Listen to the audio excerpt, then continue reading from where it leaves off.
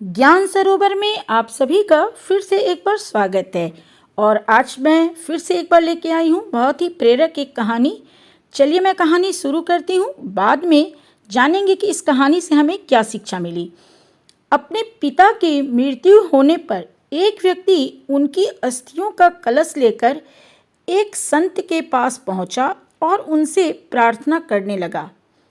यदि वो कोई विशिष्ट अनुष्ठान कर दें तो उसके पिता को उच्च लोकों की प्राप्ति हो जाए।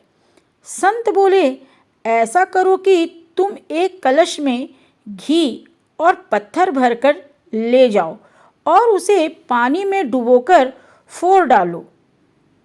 युवक को लगा कि यह जरूर कोई विशिष्ट अनुष्ठान है, सो उसने कहे का पालन किया और लौटकर सारा विवरण संत को सुनाया। संत ने उससे पूछा, घी और पत्थर का क्या हुआ? वह युवक बोला, महाराज, घी तैरने लगा और पत्थर डूब गए। यह सुनकर संत बोले, तो अब ऐसा करो कि किसी पुरोहित से ऐसा मंत्र पढ़ने को कहो जिससे घी डूब जाए और पत्थर ऊपर आ जाए। युवक बोला, महाराज, क्यों मजाक करते हैं? भला ऐसा कैसे संभव है? संत बोले, बेटा, फिर ऐसा कैसे संभव है कि तुम्हारे पिता को उनके कर्मों के अतिरिक्त प्रकृति में स्थान दिला दिया जाए?